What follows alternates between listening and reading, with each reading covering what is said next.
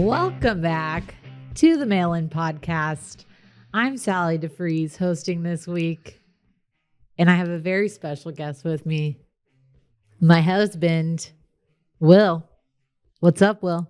Hello. People are probably wondering why I'm here. The easy answer is that Brett is in Montana on vacation. The more difficult answer is that I lost a closest to the pin competition with Brett when we played ACC ahead of the Dell Match Play here in Austin, hosted by the generous PGA Tour.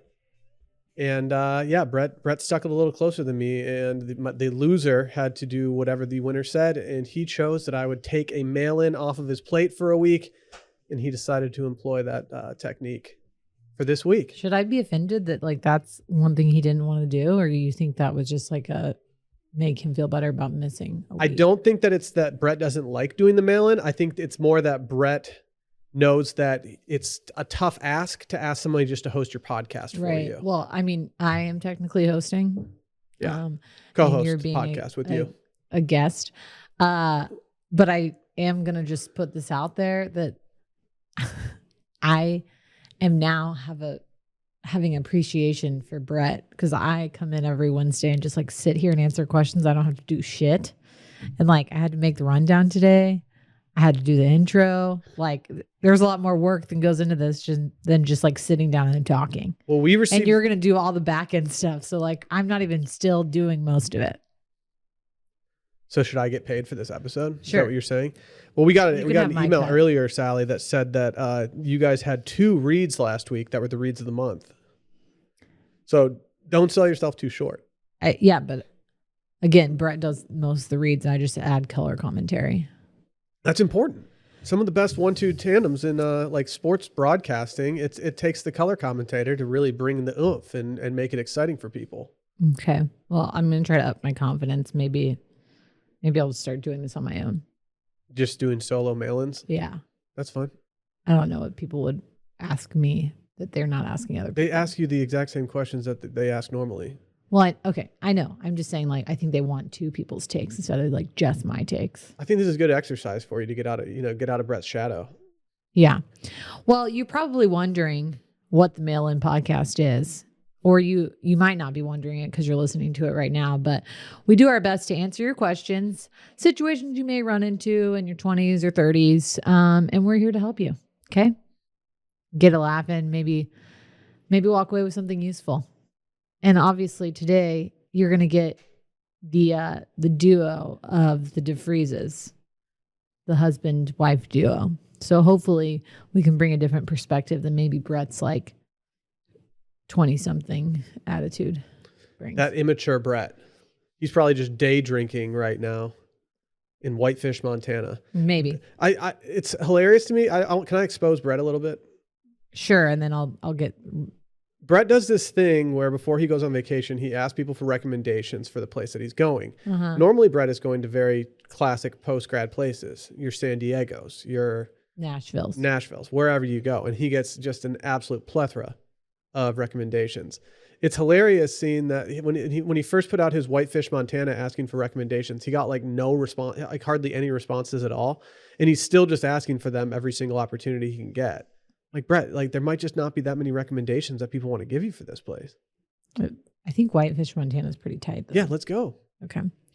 How can you help us out? Tell a friend, send them a clip or segment that makes sense for their situation. Subscribe on iTunes, follow on Spotify, but more importantly, hit up the hotline so you can ask questions. It's 888-362-MAIL. That's 888-362-6245. Or you can write in at the link in the Twitter bio at Mail-In Podcast. You ready to get into some questions? Let's do it. Will? All right, first question. This is a long one, so I'm going to try to go quick. Hey, y'all, wondering if you've ever felt super sad over realizing your friendships with people have changed. I have a couple of friends I met in college, I'm now 30, that I was absolute BFFs with up until COVID. Then life happened and things got busy for everyone. But I can't help but feel like a bad friend for not keeping in touch better. The other 2 stayed super close, and now one of them is getting married. I wasn't excited to go dress shopping, which isn't the end of the world and obviously isn't about me, but it made me sad because I felt bad because I wish we were closer and that there was something I wish I could have been involved in. Again, I don't mean for this to sound selfish because I'm so excited for her and it's not about her for not inviting me. I just wish that we were closer and I'm sad because we aren't and that I can't enjoy that special moment with her. Any advice is helpful. I think everyone goes through this in different stages of their life. Like every few years, I feel this way. So like right when I graduated college, I was really sad because I was like, I'm not going to be around these people every single day like I was in college because we all moved apart, right? And then it was like the stage in my like late 20s when we all were in relationships and you were like, oh man, I like miss those days of like my single girlfriends, like us just bonding, like by going out and like being hungover together and whatever. And now I'm kind of in that stage where I'm like, man, I like really miss my friends just because I'm a parent now and having a kid like really takes it out of you. And also, even though I feel like I'm doing things, I'm not really like being the best friend and like hanging out with all my friends as much as I want to. We have a kid now. Well, right. That's what I'm saying. Yeah. And so I feel like this happens in every stage of life. And a lot of the friends that you have that are your lifelong friends are friends that you can go without months without seeing and usually pick up right where you left off. And maybe your friendship isn't the exact same as it was when you were seeing them every single day, but that's just part of life. You know what I'm saying? Yeah. I saw a tweet today that applies to this. Okay. I know you probably shouldn't use Twitter as like your therapy source. You could. But I saw a tweet today. I don't think it totally applies to the question that was asked, but I think it applies to people who might be a little more down bad when it comes to the friendship stuff. Yeah. This, like the person who wrote in for this, like, I understand the concern here, but it's not the most down bad you could be. It's not like you didn't get invited to the wedding or something like that. It's just dress shopping. So like you still have that friend. I saw a tweet earlier today that said, if they're okay with not having you in their life, then you need to be okay with not having them in your life. And that's not saying to get people out of your life, but like if people aren't hitting you up, people aren't calling you, then that's fine. Right. Like if you want them to be a part of your life, go reach out to them, go do that kind of thing. But if they're clearly okay with existing without hanging out with you, then maybe you need to rethink that relationship and be okay with them not doing it. Like, or you need to just rethink your scenario. Do you think that social media plays into this more? Because probably years ago when our parents were like moving on from friendships, they didn't have to like see somebody on social media like living their life. Yes. They probably just thought like, oh, I wonder what, whatever is up to. Right. They don't know. Yeah. I think it's sad when you realize like your best friend is not your best friend anymore because of circumstance that you don't see each other every day. And if you really think about, I think we've talked about this before, but think about like the people that your friends or your parents were best friends with. Likely they may have like one or two best friends from like growing up together, but like most of their friends were friends that were by circumstance. So like friends of that are, parents of their kids' friends, or they live in the same neighborhood, or they work together. Like that's just how friendships evolves. Like you go from being best friends with the kid in your class because you see that person every day. And then you have the best friends that you have in college because you probably live together. And then when you're in your mid to late 20s, early 30s, all of those friends are made on circumstance, or your friendship spectrum like changes. Like maybe somebody's your best friend because the two of you are single. And then somebody's your best friend because like their husband hangs out with your husband, or they're your work best friend and they're the person you see probably the most, more than any of your actual like friends, so I think it's normal to grieve the change in that relationship. But like you said, it's not like you're losing the friend. It's not like you're not invited to her wedding. Obviously you want to be there for her special moment, but at the same time, like likely if you were getting married, would you be asking her to the dress shopping? You probably have friends that you're closer with now. I just think I think there's two ways to think about it when it comes to me. I have two different mentalities. Am I sad because that friendship has gone by, or am I sad because I'm no longer a go-to person for them? And that feeds my ego more if I'm not that go-to person for them to go hang out with. Yeah. I've played this clip probably at least 3 times on the Sunday Scaries podcast. It was from an episode of Chef's Table with Francis Melmon. Mm-hmm. And he talks about how he recently saw an old friend of his and they had a discussion about how they're not friends anymore. And he told his friend that, honestly, sometimes I think that friendships serve their purpose in life, and sometimes people just grow apart, and that's okay.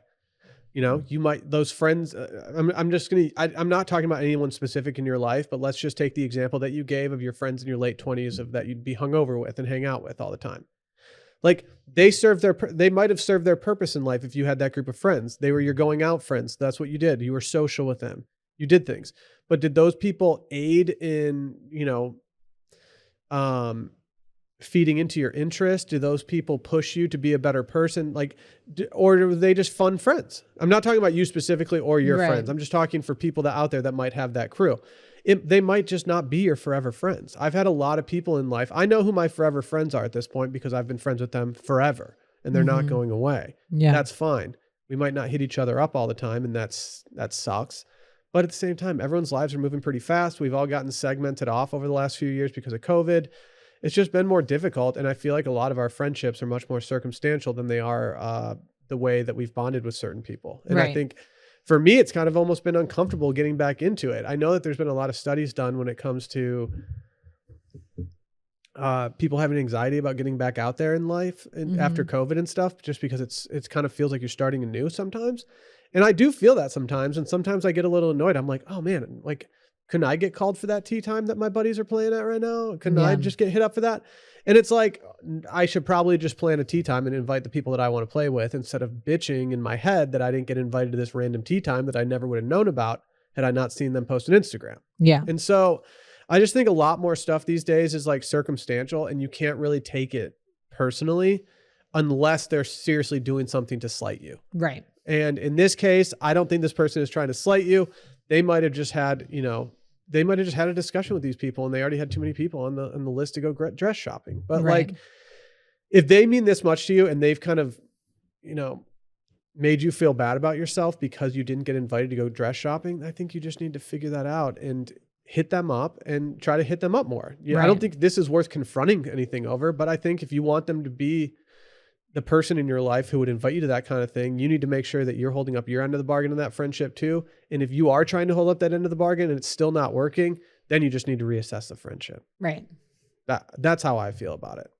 But I don't know. I agree. I've experienced this before, and I've talked to my therapist about it before because it was something that bugged me, and it was something that was difficult for me to digest because a lot of times in life, your friendships are the most important things you have. So just you just got to figure it out and what works for you, what feels good for you, and make sure that you're not selling yourself short when you're doing it.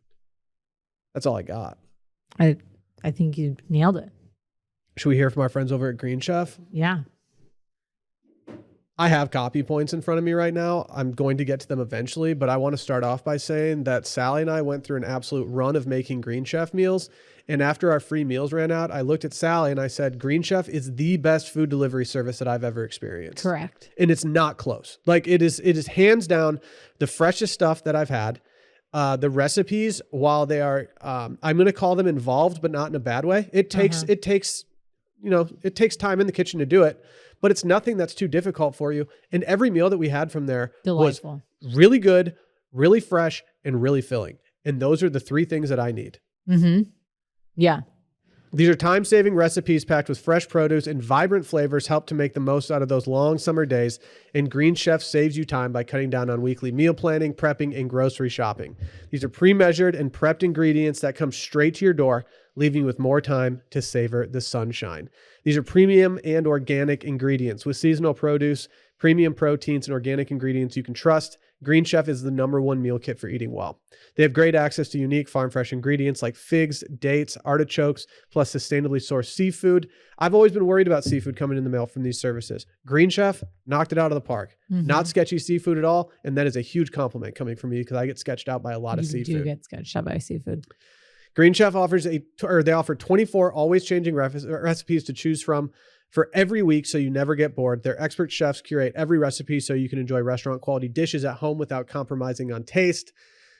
They have a ton of different ones. We've done their steak and butternut squash salad, the green pea falafel with tahini, salmon, all of it. I never had a meal from Green Chef that wasn't great. I have said this on a different read. One time we were supposed to make enchiladas, and Rosie, unfortunately, our dog, ate all the tortillas. We still made the enchiladas essentially in theory and made enchilada bowls. And they were still amazing. Yeah. Minus the tortillas. But even Rosie ate the tortillas, and I had one tortilla. They were good tortillas. And that's coming from people that live in Austin, Texas, where our tortillas are like world class. Correct. Go make it happen. Go try some yourself. Go get on the train like we are. Go to greenchef.com/mail130 and use code mail130 to get $130 off plus free shipping. Again, go to greenchef.com/mail130 and use code mail130 to get $130 off plus free shipping. I'm not kidding when I say this. I love Green Chef. Same. What's our next question, Sal? All right, let's do the next one. Dear Sally and Will, I have been seeing this guy for a little while. Things are going well, and there's potential for things to progress further. At what point in the relationship do you make future plans that require a financial commitment? For example, going to a concert or a sporting event, or maybe even a trip. What do you think, Will? I want to clarify and say that I think that I am so far out of the dating world at this point that I can only speak to my personal experiences and not how I think the current dating landscape is. I think if we asked Randy over here, like what the deal is, he would have a much different take than I have because I'm just old. I've also been a pretty hopeless romantic my entire life and always preferred that my first dates would be a dinner. Right. I like sitting down and doing something. Okay. But I'm saying like how many weeks or months into it before you like spend maybe $200 on Harry Styles tickets? So like a significant investment, not just going to like, Y'all Out Boy with Randy on a random Friday I'm talking night, which would be a great date for everyone out there. Like a concert that's going to happen 3 months in advance and you bought tickets for it. Oh, okay. Or like a trip, like you're going to go to, even if it's something like easy, like you can do like Fredericksburg or something close to Austin, but like an overnight stay where you have to plan ahead probably in the next couple months. So we're talking about the financial commitment and you are thinking ahead to the future at least several months in advance. So you're thinking you're going to be with that person. Is it weird of me to say that I kind of just want you to be in an actual relationship so you don't have to put it in quotations in your question before you go do this kind of thing? No, I think that's a great point. Like I am not doing that with somebody until we've had like some sort of DTR, right? Like defining the relationship. Right. If I'm not calling him my boyfriend, I'm not going to like spend money on tickets. I mean, to be fair, you and I had been talking on the phone for a month and then met in person for several weeks before I flew to Michigan to go to a wedding with you that you paid for. Yeah, but I wouldn't recommend people doing that. Like I wouldn't recommend, that's not a smart move for a lot of people out there. It worked out for us, but I'm not going to tell people to go do that. I think people thought we were idiots. So like, I'm not going to go tell people to do that. Okay. I think going to an expensive, I don't know. With an expensive concert, you can always sell that ticket. If they break up with you and they are done with you, you can always just be like, well, I'm taking the Harry Styles ticket and I'm calling it a day. If you're planning a trip and you don't have Southwest, you might be paying, for a non-refundable ticket. You might be getting a hotel room that's non-refundable. You might not want to mess with that kind of thing. Right. Suddenly you're going on a solo vacation that you're paying for all yourself because the other person broke up with you. And so like going on a trip is different than getting like a ticketed event or doing something a little more outside the box. Right. Because a ticketed event, like a sporting event or a concert, something happens, you can invite somebody else. Or scalp the tickets. Just Correct. Call it a day. But like a trip, especially given like post-COVID travel and stuff, it's hard to like get things refunded. People have like ironclad, cancellation policies. So you got to think about that in advance. I will say, I think you and I, as cliche as it sounds, like when you just know. And so I think when you're secure enough in somebody, like I feel like you and I never had a full define the relationship moment. But we, I went with you to Michigan probably 2 months into us dating, and I'm counting like the 6 weeks that we were like talking and FaceTiming from afar. And then we went to Florida together like a few months into it. August 18th, 2015. Are you looking at the pictures right now? I just pulled up a photo of us on vacation together. Yeah. Because I wanted to know what the actual date was. So we started dating in like May, and then we went to Florida. And we probably planned that, I bet, in June.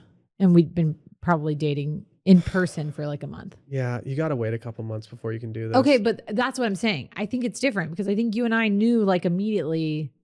Yeah, but there's other people like out there. We told each other we loved each other like a month in. There's people that go on vacations with people randomly now all the time, I feel like. I've always heard of stories. I'm not going to add anybody, but I feel like I've heard stories of people being like, oh yeah, I just going to Costa Rica with this person. I'm going to blah, blah, blah with this person. I'm going to Mexico with this person that I'm not really fully dating yet. What am I doing? This seems like a crazy move. But people are doing these things more and more, I feel like. Yeah. I would say for me, and I don't know that there's like an actual like week or month timeline. It's more of a feeling of security in that person. So like, have you had a define the relationship moment? Do you think you maybe love this person? Like, I'm talking trip only, like concert. You can book concert tickets or a sporting event, even if it's like mildly out of town, with somebody after dating them for a few weeks, I think. Be like, hey, are you interested in going to this? You know? Mm-hmm. But a trip, I think, is a little more commitment. But it's hard to define that time. Exactly what you said. It's like you and I knew. I don't want to give it like an actual amount of time. I think it's just a feeling. If you feel comfortable making that and you want to do it and they're down too, if you pitch the idea and they're wishy-washy about it, then like you need to think this through. What about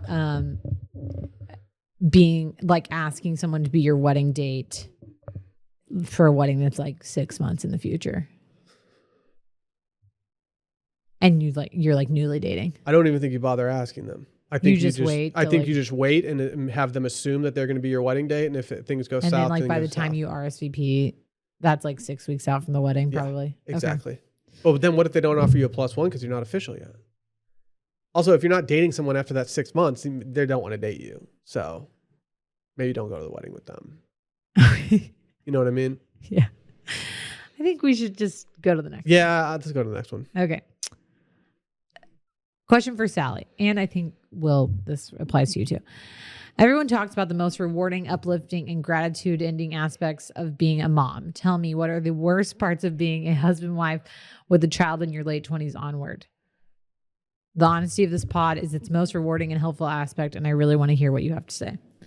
There are so many things that are really rewarding about being a parent, but there are also a lot of things that are really shitty. For instance, both of us are currently getting notifications that Fritz is definitely not napping right now. He's just totally having a party in his crib. Like, I'm actually looking at him on the monitor right now. Stop. Because I keep getting notifications about it. And I already know that like this is just going to derail our entire night until he goes to bed, because he is in this stage of like not wanting to sleep. So I feel like the worst part for me is like the sleep aspect. As somebody who loves to nap, loves to sleep, it was a really hard adjustment becoming a mom, and the newborn stage really sucked because you're up every couple hours. But then like when Fritz doesn't sleep, either when we're traveling or like when he's going through a weird phase like he is now, it really, I feel like, impacts my mood and energy levels. No comment. You don't have comments about that? Not yours. Not your mood or energy levels. Okay. Another thing that kind of sucks about being a parent is you lose the ability to be completely spontaneous. Yeah. It like we are in the stage now where I do feel comfortable taking Fritz places, but if you and I want to have a random like date night or go to dinner, like we did this last Friday, I happened to be able to get a babysitter, but like I texted some people at like 2 p.m. on Friday, and thankfully someone responded by like 5 and we were able to go on a date. But like most of the time when we want to do something, I've got to have somebody lined up to watch him. like a week before at least. In the long term, like in the immediate way, or like in the immediate aftermath of having a child, there's a lot of things that you feel and you experience, and it feels weird. But in now that we're over a year, the spontaneity thing and not being able to drop everything you're doing and just go enjoy yourself, that's one of the more difficult things for me. I don't miss going out. I don't miss going out to bars. I don't miss being in crowded bars. I don't miss just getting hammered with people. I don't really miss it at all. It's fun to do in sometimes, but I don't really miss it. I do miss the ability to be like, you know what, I'm kind of craving a beer right now. So instead of going to my refrigerator, I'm going to just call someone and go get a beer. Yeah. I miss that a lot because, and it's also more difficult too, because I don't want to I could go do that after he goes to sleep, but then I'm just leaving you and being completely disregarding how I handle my relationship with you. And that makes me uncomfortable.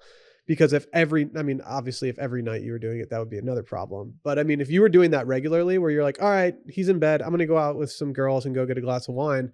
There would be a point where I'm like, okay, do you need to go out every night or 3 nights a week to go get a glass of wine with them? But sometimes having the option to do that would be nice. The worst thing for me, hands down, the worst thing for me was getting a new routine.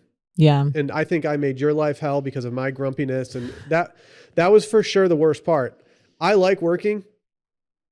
I'm probably in the minority.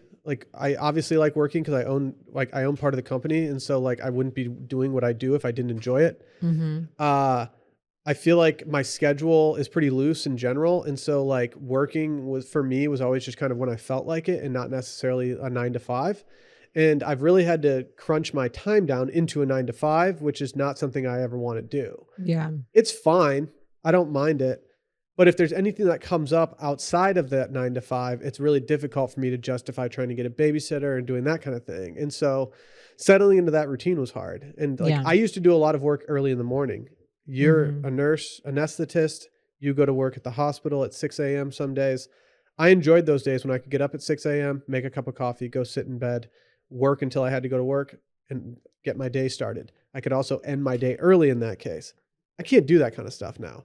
When I get up, I'm on his time until I get to work. Then I'm on his time after work until he goes to bed. And then I finally have nothing to do.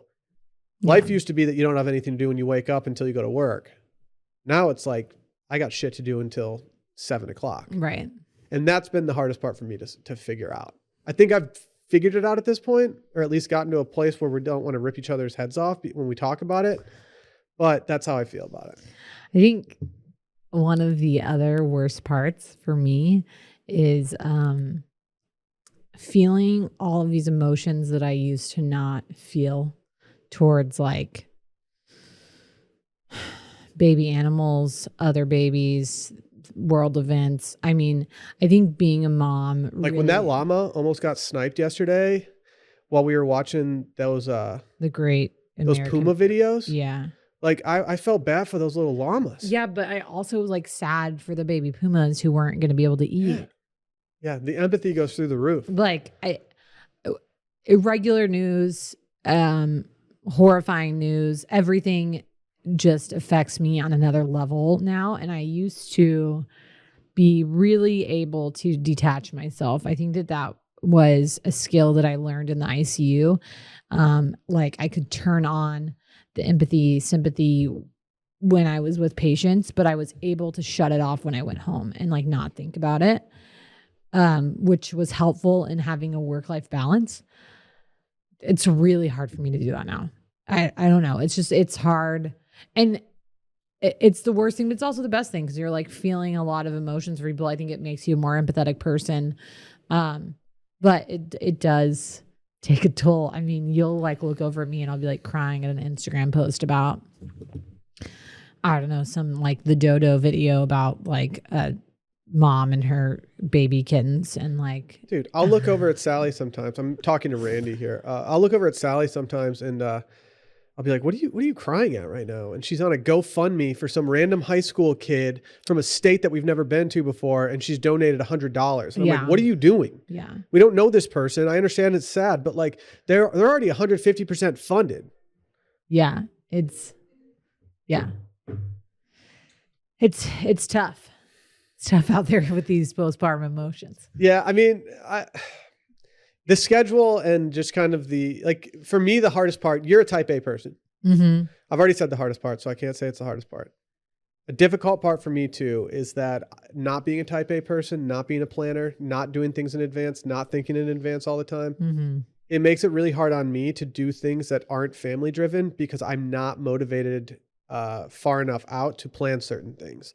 So if I want to go play golf on a weekend, like if I don't have that tee time done and it's Thursday, I'm not playing golf that weekend. And that's another weekend where I can't go do something that I really enjoy doing. Mm-hmm. And so it's been difficult for me to force myself to plan those things out, to force myself to make plans with these different parties to make sure that if I have a free night where I can go get some drinks with some people or have dinner with some guy friends, it's like I need to make sure I'm doing that a week in advance because that's how much advance these people need when they have kids and stuff. Yeah. And I feel like some of my friendships have not fallen by the wayside because of this, but I feel like I'm not as close with a lot of people because of this. Yeah. And that's just been a hard part for me just because I'm not that way. And so having to change my thinking into thinking a week out, thinking, next weekend, am I going to want to go have maybe a guy's night and go do this? And I just never even do it. And so you get the gift of me sitting around the house playing FIFA and watching whatever, soccer, watching highlight vids all day. Well, I do think that our next sponsor actually has really helped us. Wow. Post bedtime routine. I'm talking about NordVPN. We're using it to watch Love Island UK. Yeah, I don't know for the people out there who are like, why do I need a VPN? What's a VPN going to do for me? Here's a real world example. Let's say that you really like the show, I don't know, Love Island UK. Let's say that you can't wait for it to come out on Hulu when it finally comes out and you want to watch it live. Because it comes out 2 weeks after the fact. You want to see it come out live, and so you're on there and you're like, how can I watch this show?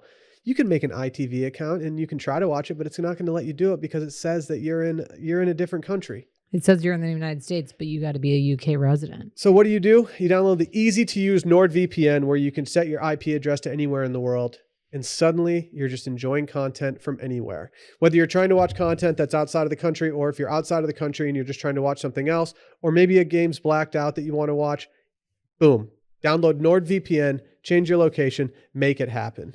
This is it's a fast VPN. You can confirm it by speed tests. It's the fastest VPN out there, and you can access this from anywhere. So don't miss your content from home or while traveling abroad. It just takes a click. You just open the map, you click a location, and you'll be connected in seconds. It's that easy. It's a platform. If it's not available in your country, you can simply change your virtual location. It is so easy. They also, the bandwidth here, it just works. It encrypts all traffic, and your internet service provider can't slow down your streaming speed. Can't speak to that high enough because we're not going to be the buffering crew, okay, while Love Island's happening. No. I need to be watching it real time. Well, not real time because I'm not going to get up 6 hours earlier to watch it, but you know what I'm saying. Yeah, I get it. You're trying to watch it on demand the same day it came out. Day of. Grab your exclusive NordVPN deal by going to nordvpn.com/mailinpod and use code mailinpod to get a huge discount off your NordVPN plan, plus free threat protection, plus 1 additional month for free. It's completely risk-free with Nord's 30-day money-back guarantee. Again, get a huge discount off your NordVPN plus free threat protection, plus 1 additional month for free by going to nordvpn.com/mailinpod with code mailinpod. And we've put all this information in the description of this episode for you. Easy peasy. All right, next question. Hey, Will and Sally, I plan on proposing to my girlfriend this summer and want to talk to her dad to get his blessing first. My plan is to take him golfing and do it then. What's the move here? Do I drop the news midway through the round or maybe over a beer after we finish? I want to make the conversation casual, but I also don't want to catch him too off guard. Thanks in advance. And then the second part of this question was not actually written by this guy, but they kind of go together.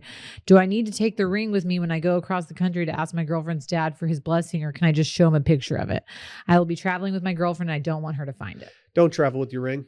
Yeah, that one's easy. Do not travel with it. 1, because you don't want to risk losing it. And 2, you don't want her to find it. Picture's totally fine. Yeah. He doesn't need to sign off on the ring anyway. You don't even have to show him a picture of the ring. Yeah. Like, and to be honest, if there's one person that wants to see the ring, it's going to either be if she has any sisters or a mom. If the dad cares that much about the ring, like he's an outlier from most dads. Right. When I asked your dad, the ring wasn't even like I don't even think we talked about it. I probably said what I did for it, but it was never even a thing. Yeah. Do you want me to answer this? Yes, that's why I added this question in. Let's operate under the assumption that he doesn't play golf often with his future father-in-law. Okay. Potentially. Okay. He's going to know something's up if you're inviting him to go play golf. Right. You're saying like because they don't play like weekly or something like that. Yeah. If you are playing all the time with him, can I have your water? Mm-hmm. My throat is just going crazy right now. He's just so nervous talking about proposals.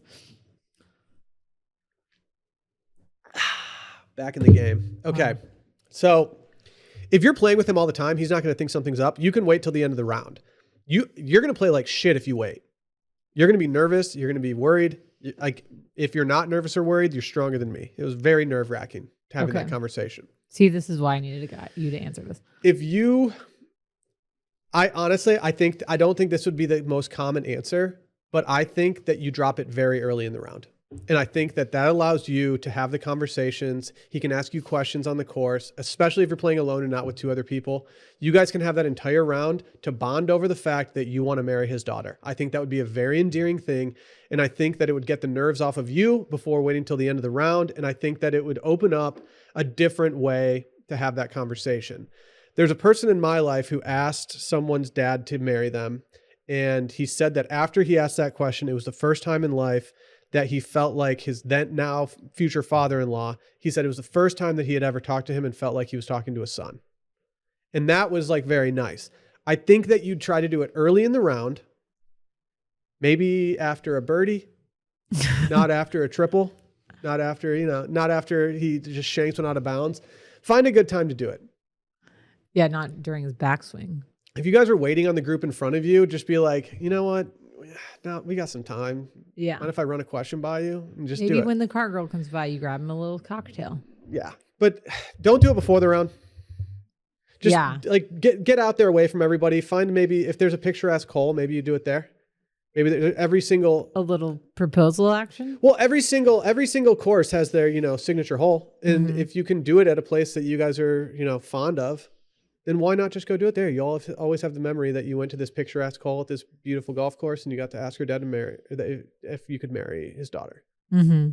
But I understand why you'd wait till the end. I mean, can I speak about what Drew did? My brother-in-law? Yeah. He just took your dad out to the driving range and just had that conversation there. And I think they had a drink after and they talked about it. Yeah. What did you do? You went to. I called him on the phone and scheduled a dinner with him, and he knew the second I called him because I don't think I'd ever called him before that something was up, and he was very nice and said, "Yeah, how does Wednesday work for dinner?" And I said, "All right, let's do Wednesday dinner." Yeah. You weren't in town though, so it made my life a little bit easier because I didn't really have to sneak around too much. You were living in Tulsa at the time, but it was nerve-wracking. I didn't move to Tulsa till after we got engaged. You weren't there. You weren't in town. I think I was. Maybe you were. I don't know. I think you had to hide your Find Friends location from me. I think I might have made up that we were meeting with like an ad sponsor or something. I think you did. And I said we were going to Matt's to entertain them. Shouts to the Sonic girls that I probably lied using them. Yeah. But yeah, I think midway through the round is probably better. And if you want to wait till after, if your nerves aren't getting to you, then do that. But it's not worth going out there and being nervous the entire round when you could honestly just talk about how awesome his daughter is and how excited you are to marry them. Mm-hmm. Like you can also have the conversation of like, when you might try to do it. Whatever. He might have a lot of questions for you and you would rather answer those questions out in the middle of nowhere on a golf course than sitting in a bar with other people listening. Yeah. So I think you just try to get it out of the way and be as positive as you can about it because I think those nerves are not worth it. Perfect. Sorry. That's all I got. Sorry, I didn't really have anything to add to that. I don't know enough about golf or asking somebody for their permission to marry someone else. So I think you were the perfect person for that. Are you ready for this voicemail? Yes, let's do the voicemail. Okay. What's going on? Jake here from Missouri. pretty interesting topic here, or question rather. So about 4 months ago, started a new job. About 2.5 hours away from my girlfriend, and I, made the mistake of being a little too friendly with a coworker. Problems are resolved within the workplace, but my girlfriend says she cannot move forward unless I quit that job, and move back in with her. If she gave me the ultimatum, it's either the job or it's her. Does she have the right to do that? And if so, what do you think I should do? Kind of just like a last ditch effort to, find an answer. So, love you guys. Thanks. This guy's in a pickle. Slight pickle here. Okay. A couple things for Jake. I don't know. For me, this kind of matters with too friendly with a coworker. If we're talking about cheating, there's a totally different answer I have. I mean, both of them, I think. How are we going to proceed with this? He was too friendly with a coworker. Are we assuming that he was flirtatious? He was maybe sending some texts? Well, that's what I'm saying. Or did he actually cheat? Or did he cheat? All of those, to me, signal break up with your girlfriend. And here's why. Whether something physically happened or emotional cheating or just you were flirtatious with a coworker and she is jealous, the relationship is not secure enough to be living 2.5 hours away from her. So personally, I think that level of either trust issues because you may have had a work wife or legitimately you cheated on her, to me, I'm like, you don't need to be with your girlfriend. Y'all probably don't need to be together. This is probably a good time to separate your ways. I think she has I guess technically, yes, she has the right to ask that of you. I understand why she feels that way, but I think if both of you are honest with yourselves, maybe she would realize hey, a guy who moves away from me without asking me to come with him or then cheats on me, maybe doesn't care about me or or doesn't see a future with me.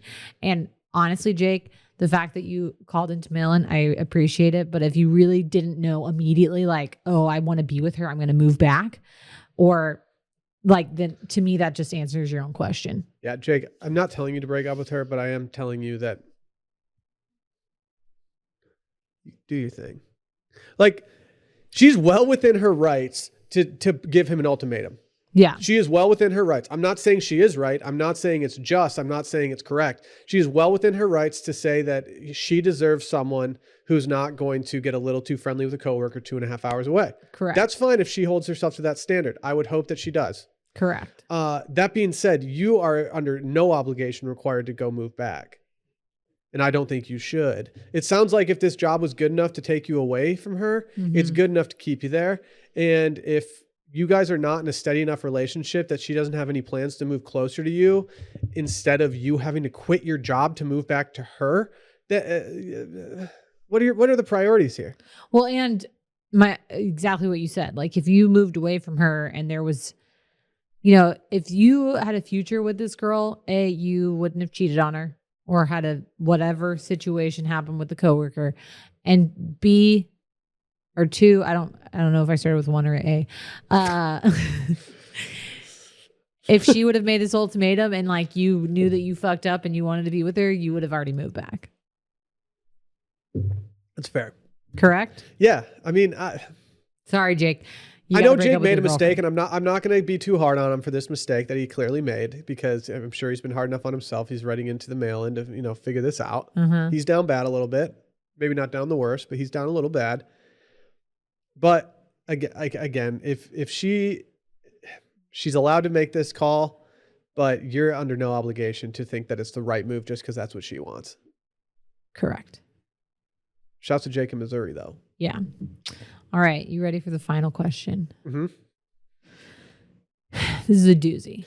I just read the question, and I'm not going to lie. I almost had this conversation with Dave earlier when he and I were driving back from lunch. Okay. I'll explain after. Here we go. Is it a weird move to brush your teeth at the office? I hate having coffee breath, and I don't want my coworkers to think I'm a serial killer. Is it weird to brush your teeth at work? I'm going to say no. I have actually started doing this move after lunch, mostly because one of the surgery centers I work at, in the bathroom, like they have like all of these like amenities. So they've got, like deodorant and tampons, the normal shit that you would find, but they have like toothbrushes and toothpaste, like the little ones you get at the dentist. And I was there one day and I was having lunch, and then I came in to go to the bathroom, and I was like, oh my God, I want to brush my teeth. Like, what a refreshing, like. Don't use a single-use toothbrush for this. No, it was like one of the ones that is a travel toothbrush. So I ended up keeping it and my little tube of toothpaste. Okay. Now I keep it in my work bag. Okay. I'm just saying, be I'm not a sustainable queen. I'm not doing single-use plastics here. I'm saying that they had like, they don't have like freaking Sonicares in there, and they have toothbrushes for people to take. And Bruches, Coat Scaries, Yeah. But they're not having that as a communal brush for everyone to use. They had like, I took a travel toothbrush and a little packet of Crest and brushed my teeth. It felt great. So I will say this though. I don't want to like drink the faucet water. So I used, I would have got a cup of water and like swished my mouth out with that. An old coworker of mine used to brush his teeth every day at lunch. Some of you might know him as producer Michael Weiner. This screams Mortgage Micah, The Power Plant, yeah. Mickey Weens, Mickey Bang Bangs. He's that guy. He's got that dog in him. Okay, just talk about and so Micah is well known for brushing his teeth at Grand X, and he got a lot of flack for it. And a lot of that flack was probably coming from my area of the bullpen at my desk. I used to give him shit for it all the time. That being said, I was always jealous of his minty fresh breath after lunch every day. The one issue that I had is, and this is why people think that you're a weirdo, is if you keep, or a serial killer, as they put it. If you keep your toothbrush on your desk, that is a psychotic move. That is gross. Well, yeah. There are too many germs flying around the office. People don't need to see your toothbrush. But where do you put your toothbrush? Well, I have a work bag that I keep it in. Okay. But you have to get a toothbrush case, like a travel case? I have a travel toothbrush, so it's one of the ones that like flips into itself, and then a little tube of toothpaste. I think that's the way to go, and I agree with you. You're not keeping it in the work bathroom. Okay, gross. You're not like keeping it on your desk, but I think you could even like put the toothbrush in a case and keep it in your lunch bag or something. Okay. So what do you do when you're in a communal bathroom at work and somebody walks in and you're brushing your teeth? I don't think anything of that. I know a girl at work who has adult braces, and she would always brush her teeth, and she actually kept all of it in like a little like stasher bag, like one of those reusable Ziploc bags, like the toothpaste, the whatever, a little mouthwash. She's brushing her teeth. I don't think anything of it. And she had like a paper towel laid out on the counter with like her stuff on it, so she didn't have to like. Can I give a special shout out real quick? Mm-hmm. I want to give a special shout out to all y'all out there who are getting adult braces. Yeah, you're the bravest. You are the bravest. I love that you guys are taking your adult life and using it to get straighter teeth and to taking care of that, because it's obviously something that means something to you. Yeah, it takes a lot for someone to finally say, you know what, fuck it. I'm getting adult braces. You guys are braver than me. I don't think I could do it at this age. Here's what's unacceptable. It is not acceptable, in my opinion, to be flossing. Okay. I stand a flossing. Okay. We all should be flossing. My mouth feels amazing when I floss. But if I walk in and you're full blown flossing your teeth in the work bathroom, that is weird to me. You can keep floss in your thing, and you can use it if you need to. Like if you had an everything bagel because someone brought some into the break room and you got to go floss some of that stuff out, by all means, go do that. But you can't just be flossing every day. Yeah. Like if your work bathroom has little splash marks on the mirror from your flossing and stuff, then you've gone too far. If you're bleeding from your gums because you're flossing, and then, I mean, hopefully you're not, because obviously you care about your dental health enough to like floss and not be bleeding all the time. Keep the flossing for your nighttime toothbrushing. Okay. But like brush away. I don't think you're a psychopath. I think this is smart and healthy for your teeth and gums. But like, don't be gross. Don't clean up after yourself too. If you're brushing your teeth and like you spit out the toothpaste in the sink, make sure that you like make sure all that your saliva and toothpaste goes down the sink and it's not just like stuck to the side. This is a public place. I stand people brushing their teeth at work. Are you going to start doing it? No. Okay. But y'all got to be discreet about it. That's the only requirement. Just be discreet one time. Yeah. Because otherwise you're just grossing everybody out and people are talking behind your back. Yeah. Or if you work at Grand X, we're saying it directly to your face every single day. But just go get a travel pack. Go get a thing. Clean it out once a week. You know, make sure you're doing it in the most clean way possible, because otherwise you are going to weird people out. And I don't think it's necessarily just that you weird people out, but again, brushing your teeth is a very personal experience. It does not need to be done in front of other people. Just make sure that you have a place to put all your things, and you'll be just fine. Okay. So that concludes all the questions. Do you have any shower thoughts, Will? I thought of a shower thought last night when I was showering, because that's where you think of shower thoughts. Wow. The issue is that I think I forgot my shower thought. And now I'm really bummed about it, because I remember thinking this is the best shower thought that I've had. Yeah, I always forget my shower thoughts. Like every time Brett asks me, I'm like, I have none. But here's the thought that I had. Okay. And this wasn't even in the shower. This was last night as we're watching the national parks documentary thing with Barack Obama. Okay. How tight would it be to be a wildlife videographer? What? I mean, I don't know.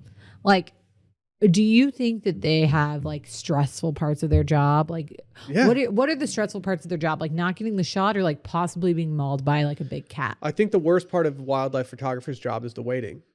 A lot of the time, these people have to wait out there for hours on end for something to happen. Right. And I think that gets very boring. It's also probably pretty pressure filled if something happens and you weren't ready for it. Because as we know, you're trying to catch stuff on these nature documentaries that is remarkable. And if you miss something that happened that's remarkable, you kind of know that you're going to have to wait around for a lot longer and figure this out. And I think that would be a stressful part. Yeah. I mean, it would be a good job, I guess. But like, I also feel like it's not a job that's like, you know, I don't know if you're like living good. I feel like you're on the road a lot. Well, yeah, but you're like in all these like beautiful You're locations. going to like Namibia and just chilling out. And you're like in like the Chilean Patagonia and just like filming condors. Okay. Is that something you want to do? Like, I don't know. Do you want to go? Like, I'm just are you saying, asking me to take you on a vacation to Patagonia to look at condors? No, I mean, yes, but like, I guess every career, like the grass is always greener when you're doing something else. But like, what a great way to travel to like really remote, cool locations and like see really awesome shit that like most of the population doesn't get to see until like the documentary comes out. I don't know. Like, are people like waiting that long? Like, oh, I need to see this condor content from Patagonia. I just am saying that like I was just in awe last night. You literally asked me if I took an early bird and I did not. I was just so hyped on the nature. You were so hyped on it that I thought you were just like stoned out of your mind from I an was early not. bird or something. I was just like, what's very going excited on? about like the pumas and like the beauty of the Patagonia and like what they're doing for wildlife in these national parks. I mean, it's just impressive. That's my shower thought. I have a shower thought, but it's not the one that I thought of last night. Okay. So I've told both Dave and Dylan in the office today that how excited I am to go to bed tonight, because Sally took advantage of a Memorial Day weekend sale and bought us a new comforter and new pillows. And so it legitimately feels like we have a hotel bed now. It's the closest we've ever come. The comforter is so comfortable. Yeah. So my question is, why don't more hotels just sell the direct things that they have? I think some do. Like, I know that I don't remember the name, or I don't remember the line of hotels, but I can do it with a quick Google search. I feel like Hilton or something knows. So Westin hotels do the Heavenly Bed, and I know that you can buy that kind of stuff from Westin. Mm-hmm. But like, why don't we all want the feel of being in like a because nice some of bougie them hotel just bed. use. It's not like they have their own proprietary thing. Like Okay, so why don't they make it? Why don't they private label this stuff and have comforters that say blah blah blah hotel on it? Let's because do they're this. like using other linens places and stuff. Like if I were a linen place or a bedding place, I would want my shit to be in a hotel so that you can tout that, and then people are buying it because I'm sure that there are companies that do that. Yeah. All I'm saying is, it took us a long time to sort out exactly what we needed in order to have a bed that feels like we're at a luxurious hotel. You finally figured it out, and I'm glad that we did it on sale and we didn't just like start buying stuff. Yeah. But I feel like there should be an easier process here. There should be a website where you can say like, oh, I stayed at this hotel. What do they have?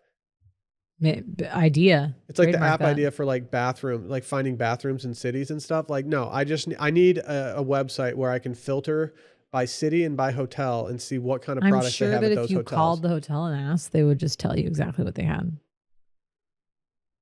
I don't want to do that. Or you could look I want at the someone to build me a label. very savvy website that takes a lot of development time, and I Okay. want them to figure that out from there. Well, call up the Silicon Valley peeps and let them know that you want that in an app. Pied Piper guys. Yeah. All right. Well, that's going to conclude the mail-in this week with Sally and Will. Make sure you subscribe, rate 5 stars, review, and tell a friend. Don't forget to hit up the hotline. That's 888-362-MAIL, 888-362-6245. And you can write in at the link of the Twitter bio at Mail-In Podcast. Will, where can the people find you? At Lad Football Bruv. Right now the name says Ladford F. Bruvington. That's me. That is my soccer feed. It's my burner for Love Island stuff at this point. It's essentially my cosplay that I'm doing of British culture. What are your other accounts? That's the only one I have. You don't want to plug Sunday Scaries? You can go listen to Sunday Scaries too, I guess. You can listen to Circling Back. Ladford F. Brevington. Yeah. You heard it here first. Okay. Yep. And I am Sally deFries. You can find me at Sally deFries on Instagram and Twitter. That's it. You going to play us out? Yep. Okay, bye.